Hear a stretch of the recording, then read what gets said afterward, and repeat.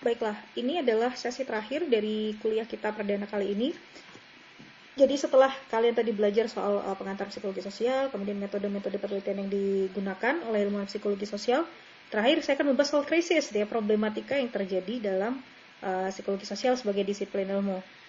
Nah, banyak kritik ya. Kritik yang pertama, ya, kritik yang pertama yang paling awal itu dilontarkan oleh Kenneth Gergen. Ini tulisannya saya paling suka dulu.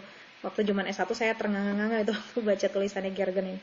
Ini kalau kalian tertarik, kalian bisa klik link ini, yaitu judulnya Social Psychology as History gitu. Jadi kritik utamanya ada dua pada saat itu. Gergen mengkritik keras soal penggunaan metode-metode eksperimental dalam psikologi sosial. Karena pada dasarnya metode-metode eksperimen itu pada dasarnya reduksionistik ya, hanya simplifikasi dari realitas yang kita hadapi sehari-hari. Meskipun banyak methodological merit, tapi ternyata memang pertanyaan soal apakah ini menggambarkan realitas yang sesungguhnya kita hadapi, ini sesuatu yang kemudian orang juga sulit untuk menjawabnya. Katanya mau neliti soal situasi sosial, tapi ternyata jatuhnya overly individualistic. Ini kan nggak masuk akal, gitu kata Gergen. Nah, kemudian juga psikologi sosial terlalu banyak tergantung pada metode-metode penelitian yang bergantung pada fakta-fakta keras, pada fakta-fakta sifatnya empirik. Padahal kita tahu nature-nya yang kita observasi ya subject matter yang kita teliti itu sesuatu yang sebenarnya abstrak ya. Jadi agak sulit ketika dikonseptualisasikan menjadi sesuatu direduksi menjadi fakta-fakta keras. Jadi dua itu yang kritik utamanya Gergen. Kemudian yang berikutnya tidak hanya dari Gergen tapi juga selanjutnya itu ada kritik yang berkaitan dengan metodologi ya pada cara ilmuwan psikologi sosial merumuskan pengetahuan. Seperti yang kalian lihat di sesi yang pertama yang sebelumnya tadi, itu bahwa pada dasarnya metode ilmiah gitu ya atau penelitian ya, itu temuan penelitian itu dianggap robust ya, temuan penelitian itu dianggap bisa dipercaya ketika penelitian itu bisa direplikasi ya pada konteks yang lain dan menghasilkan konklusi atau kesimpulan yang konsisten. Nah, yang jadi masalah di psikologi, terutama psikologi sosial, itu temuan-temuan penelitiannya itu cenderung nggak bisa direplikasi. Jadi ketika dicoba oleh peneliti yang lain, hasilnya yang diperoleh ternyata berbeda dengan studi originalnya. Ini yang menciptakan sesuatu yang sebenarnya krisis replikasi, gitu ya. Jadi bahwa ternyata penelitian-penelitian psikologi sosial dan psikologi pada umumnya itu nggak bisa direplikasi. Itu bagaimana caranya kita percaya bahwa psikologi sosial itu, terutama psikologi, itu bisa disebut saintifik gitu, karena kok begitu dicoba sama orang lain, ya itu kok berbeda hasilnya sama penelitian originalnya atau studi originalnya. Nah, kemudian kenapa kok ini jadi masalah gitu ya? Jadi jangan-jangan sebenarnya penelitian-penelitian di psikologi itu nggak realistis gitu. Ketika ngomong Freud, ngomong unconsciousness dan sebagainya, ini sesuatu yang tidak mencerminkan kondisi yang sebenarnya, realitas yang sebenarnya. Apalagi kalau kita ngomong Freud ya, kalau Freud saya berani bilang konsep-konsep Freud itu nggak saintifik sama sekali karena teorinya nggak falsifiable. Nggak bisa dites gitu ya. Kalau udah nggak bisa tes, buat apa kita bilang itu sesuatu yang ilmiah? Dan buktinya sangat anekdotal ya. Dia hanya berdasarkan observasi pada satu studi kasus yang kemudian kita sulitan untuk mencari pola yang sama yang terjadi pada orang yang lain gitu. Kemudian kalau ini ternyata nggak bisa direplikasi, ada indikasi bahwa peneliti-peneliti psikologi ini ternyata nggak bisa mengerjakan tugasnya dengan baik, nggak bisa kerja dengan benar gitu ya. Jadi ketika mereka kerja jadi ilmuwan itu mereka melakukan pengamatan yang careless ya, yang ceroboh, sehingga kemudian kesimpulan yang dicapai kemudian bisa dipertanyakan. Bahkan ada kecurigaan, jangan-jangan sebenarnya ilmuwan psikologi ini juga ada bejatnya. Kayak namanya juga ilmuwan kan ya, ilmuwan itu kan ada yang benar, pekerjaannya ada yang jujur, ada yang enggak. Dan memang masalah soal fabrikasi itu adalah masalah serius juga di psikologi sosial terutama karena ada kasus beberapa tahun yang lalu itu ada kasus peneliti psikologi sosial ya di beberapa negara yang lain, di Belanda itu Stapel, di Dirk Stapel, sama ada Mark siapa itu yang dari Harvard, dari Stanford ya saya lupa. Itu ketangkap basah, ternyata mereka melakukan pemalsuan data. Nah, kayak gini bahwa ada sesuatu yang dodgy, ada sesuatu yang fishy itu dengan penelitian psikologi sosial. Nah, ini kemudian jadi pertanyaan, bisa nggak dipercaya gitu? Kalau kamu baca textbook, katanya di textbook itu misalnya katakanlah A berkaitan dengan B menyebabkan A misalnya. Itu apakah bisa dipercaya apa enggak gitu? Apa balik lagi psikologi ini sesuatu yang saintifik apa enggak gitu.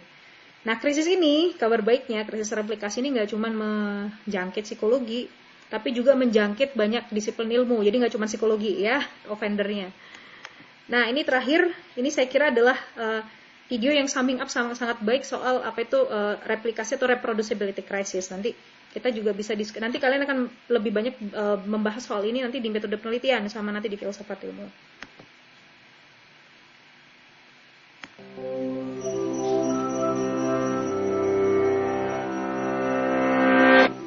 In 2011, a team of physicists reported a startling discovery. Neutrinos traveled faster than the speed of light by 60 billionths of a second in their 730-kilometer trip from Geneva to a detector in Italy. Despite 6 months of double-checking, the bizarre discovery refused to yield. But rather than celebrating a physics revolution, the researchers published a cautious paper arguing for continued research in an effort to explain the observed anomaly. In time, the error was tracked to a single incorrectly connected fiber optic cable. This example reminds us that real science is more than static textbooks. Instead, researchers around the world are continuously publishing their latest discoveries, with each paper adding to the scientific conversation. Published studies can motivate future research, inspire new products, and inform government policy. So it's important that we have confidence in the published results. If their conclusions are wrong, we risk time, resources, and even our health in the pursuit of false leads. When findings are significant, they are frequently double-checked by other researchers, either by reanalyzing the data or by redoing the entire experiment. For example, it took repeated investigation of the CERN data before the timing error was tracked down. Unfortunately, there are currently neither the resources nor professional incentives to double-check the more than 1 million scientific papers published annually. Even when papers are challenged, the results are not reassuring. Recent studies that examined dozens of published pharmaceutical papers managed to replicate the results of less than 25% of them, and similar results have been found in other scientific disciplines. There are a variety of sources for irreproducible results. Errors could hide in their original design, execution, or analysis of the data. Unknown factors, such as patients' undisclosed condition in a medical study, can produce results that are not repeatable in new test subjects. And sometimes, the second research group can't reproduce the original results simply because they don't know exactly what the original group did. However, some problems might stem from systematic decisions in how we do science. Researchers, the institutions that employ them, and the scientific journals that publish findings are expected to produce big results frequently. Important papers can advance careers, generate media interest, and secure essential funding, so there's slim motivation for researchers to challenge their own exciting results. In addition, little incentive exists to publish results unsupportive of the expected hypothesis. That results in a deluge of agreement between what was expected and what was found. In rare occasions, this can even lead to deliberate fabrication, such as in 2013 when a researcher spiked rabbit blood with human blood to give false evidence that his HIV vaccine was working. The publish or perish mindset can also compromise academic journals' traditional peer review processes, which are safety checks where experts examine submitted papers for potential shortcomings. The current system, which might involve only 1 or 2 reviewers, can be woefully ineffective. That was demonstrated in a 1998 study where 8 weaknesses were deliberately inserted into papers, but only around 25% were caught upon review. Many scientists are working toward improving reproducibility in their fields. There's a push to make researchers' raw data, experimental procedures, and analytical techniques more openly available in order to ease replication efforts. The peer review process can also be strengthened to more efficiently weed out weak papers prior to publication.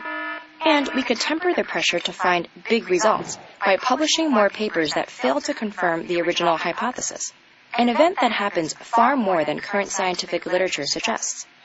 Science always has, and always will encounter some false starts as part of the collective acquisition of new knowledge. Finding ways to improve the reproducibility of our results can help us weed out those false starts more effectively, keeping us moving steadily toward exciting new discoveries. Ya, ini menarik sekali ya, soal apa nih, soal reproducibility crisis dan replication crisis. Meskipun pada dasarnya orang menggunakan istilah either replication atau reproducibility crisis, sebenarnya dua hal ini essentially different, tapi saya nggak akan masuk ke detail itu ya. Jadi pada dasarnya memang sekarang para ilmuwan itu dituntut untuk lebih transparan. Jadi ketika mereka punya klaim besar bahwa vaksin A, obat A bisa menyembuhkan apa gitu ya. Memang yang jadi masalah adalah you have to be transparent ya, kamu kasih datanya gitu sehingga orang itu bisa melakukan bisa jadi devil's advocate ya. Sains itu basisnya adalah transparansi.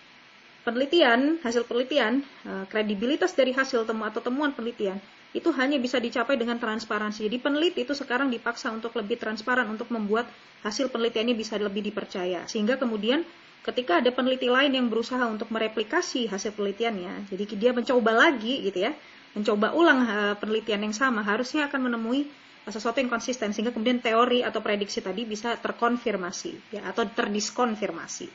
Ya seperti itu ya. Tapi kalau di psikologi memang tradisi salah replikasi ini masih sangat rendah ya. Kalau tadi kalian lihat di video itu di farmasi ya, di riset farmakologi itu sekitar hanya 25%-nya, seperempatnya yang bisa direplikasi. Di psikologi lebih parah ya. Di psikologi itu kalau psikologi sosial tuh kira-kira cuma 18%. Jadi ada satu penelitian ya yang mencoba untuk mereplikasi riset psikologi sosial di satu jurnal yang sangat prestisius. Itu ternyata di jurnal tersebut tuh cuma 18% yang bisa direplikasi. Sisanya nggak bisa. Jadi nggak tahu kenapa. Kemudian orang tanya sebenarnya psikologi ini saintifik atau enggak. Ya baiklah, itu saja akhir dari materi kita yang pertama. Semoga ini bermanfaat buat kalian. Kita akan lanjut di materi yang akan kita lanjutkan di minggu kedua. Kita sudah masuk ke materi soal kognisi sosial. Terima kasih banyak. Assalamualaikum warahmatullahi wabarakatuh.